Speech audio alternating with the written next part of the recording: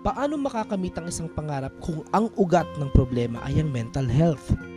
Ito ang kwento ni Alisa May Hodilla, 24 years old na nagkaroon ng matinding depresyon dahil pahinto-hinto sa pag-aaral.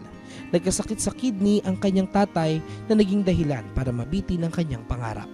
Sobra pong naapektuhan yung mental health ko noon kasi behind na po ako sa mga kabatch ko, like sila graduate na, ako ito pa rin. Parang wala pang napatunayan.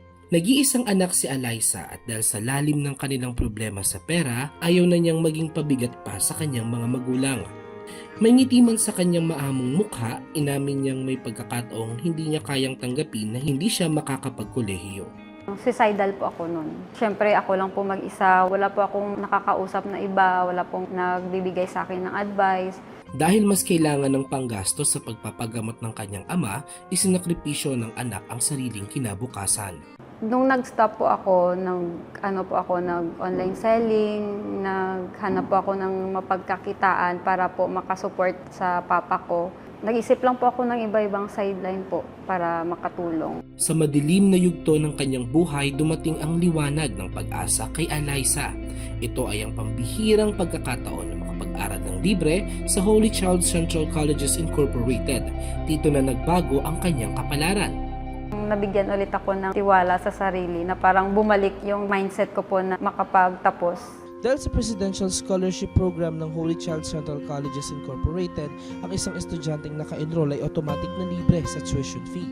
I absorbed some balance of the school and that's it. Slowly.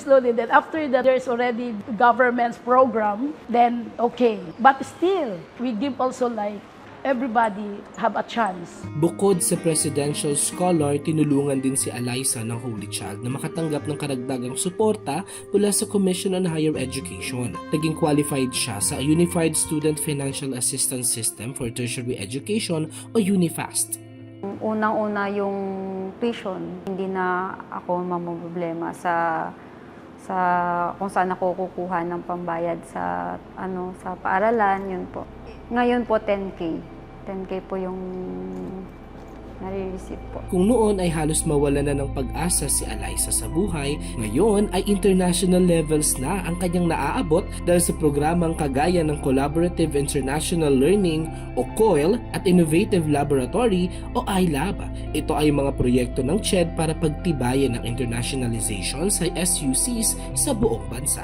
Itong Bayanihan COIL ay isa ring patunay na ang internationalization ay hindi lang lagi about mobility o yung paglabas o kung ano yung nasa labas.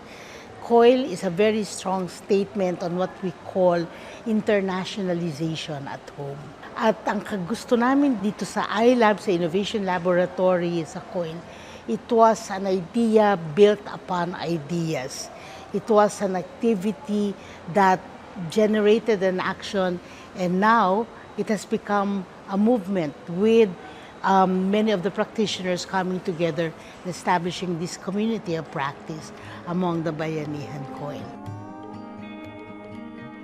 Una-una siguro yung makipag-socialize po sa ibang students from other countries po. Yun po in-expect ko talaga na kung ano po yung culture nila, ano po yung differences namin. Sa gitna ng bawat pangarap na kung minsan ay mailap, may mga institusyong tulad ng CHED at Holy Child Central Colleges Incorporated na patuloy na naniniwalang ang mga tulad ni Alisa ay karapat-dapat na marinig at masuportahan. Thankful po ako sa Holy Child kasi binigyan niya po ako ng opportunity na makapag-aral po ulit at nabigyan yung sarili ko ng chance na makapagtapos. At marami pong mga opportunities na nabigay po sa akin, like gaya po nitong COIL, na makapag-experience po sa ibang students from other countries po. Taos puso po ako nagpapasalamat sa CHED sa suporta po na binibigay niya sa aming students, sa scholarship po na binibigay niya sa amin. Kaya po patuloy kami na nag-aaral po dito dahil po sa kanila.